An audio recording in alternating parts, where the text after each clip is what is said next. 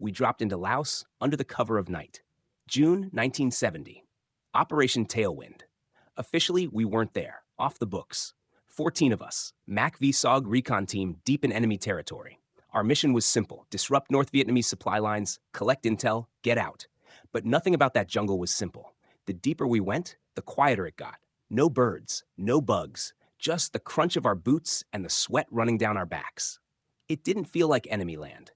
It felt empty, like something had cleared it out before we got there. By the third day, Sanchez started hearing things, said he heard breathing behind him at night.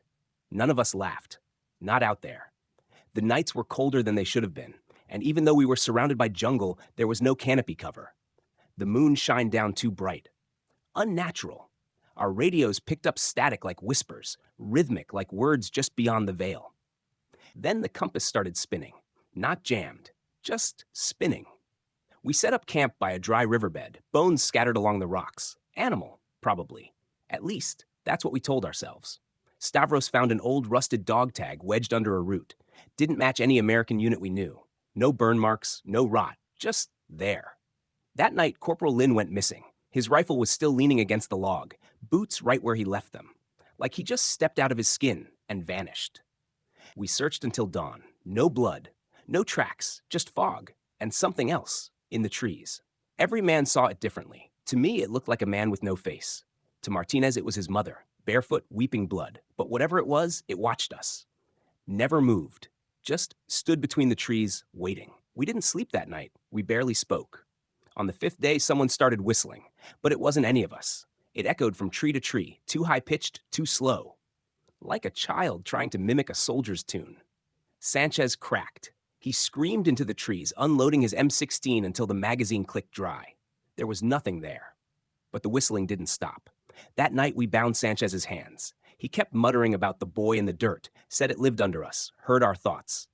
We tried to radio command, but the signal was gone. Only static now. And sometimes, laughter. Not a man's laugh. Not even human.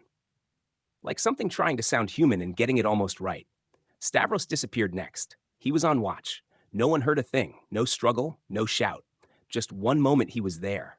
The next, gone. We followed drag marks into the trees. They ended at the base of a massive fig tree, roots like claws, blood on the bark, no body. After that, we stopped using names. Didn't want to make it personal. Didn't want to admit we were being hunted. Every sound became suspect.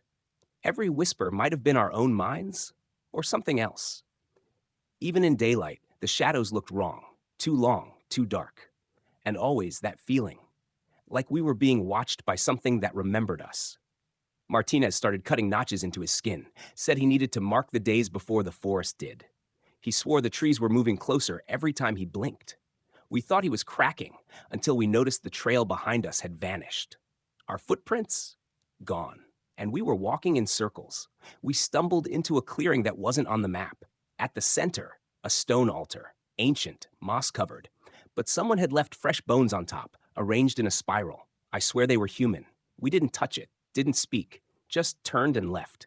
But the forest didn't let us. That night, the forest whispered our names, one by one. It wasn't wind, it wasn't imagination. It was voices, low, wet, and hollow, calling us like it knew us. Private King broke first, put his sidearm in his mouth and pulled the trigger. Even then, he didn't look scared. He looked relieved. By dawn, only 6 of us were left. The jungle was no longer just trees and dirt. It was a living entity, angry, patient, watching. We kept moving, but the forest twisted the path behind us. We were prisoners in its maze. Every direction led back to the altar, and always the whispering followed. Lieutenant Harper gathered us for a last stand. His voice was cracked but steady. He swore we would make it out. He said, "Stick together. Watch the shadows. Don't answer." But the shadows answered us. That night, we saw shapes crawling just beyond the firelight, limbs bending the wrong way, eyes reflecting with unnatural light. And then the chanting began. We lost Sergeant Miles that night. He ran screaming into the darkness, his uniform shredded, eyes wild. We found his body the next day, but it wasn't his body anymore. His skin was pale and stretched tight, his fingers bent backwards like claws. No wounds, no blood, just wrong. By the 7th day, we stopped talking. The forest had stolen our voices. Even Harper's commands came out as whispers. We were broken, physically and mentally. When dawn came, it was no relief. It was a reminder that the forest was still here, still waiting. I remember the moment I heard it clearly for the first time. The whispering wasn't words. It was a memory, our own. Our fears, our guilt, our sins. The forest didn't just watch us. It fed on us, and it wanted more. We tried to burn the altar. Flames swallowed the bones, smoke rising thick and black. But the fire didn't last. By morning, the altar was whole again, colder, darker. And that's when the ground started to shake. Not like an earthquake, like the forest was breathing, alive beneath our feet. On the final night, Harper told us a story about a unit lost here long before us, about rituals, curses, about the forest's hunger. We were the latest offering. There would be no rescue, no escape. The forest whispered my name last. I swear I heard it call from the roots beneath me. I ran, but I could feel it reaching, cold, wet fingers grazing my skin.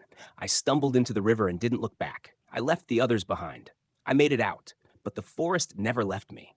Whispers in the wind, shadows at the corner of my eye. Sometimes I wake up hearing the chanting. I'm haunted not by the war, but by what waited for us in the silence. They never believed us.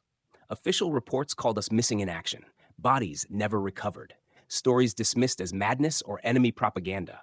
But I know what I saw, and I know what I heard. The forest was silent until it started to whisper. Sometimes I wonder if the forest still waits, if the whispers have claimed more souls, if it remembers every scream, every prayer, every life it stole.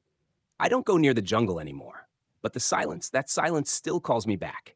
And in the quiet moments, when the world forgets, the whispers come back, soft, insistent, calling me home.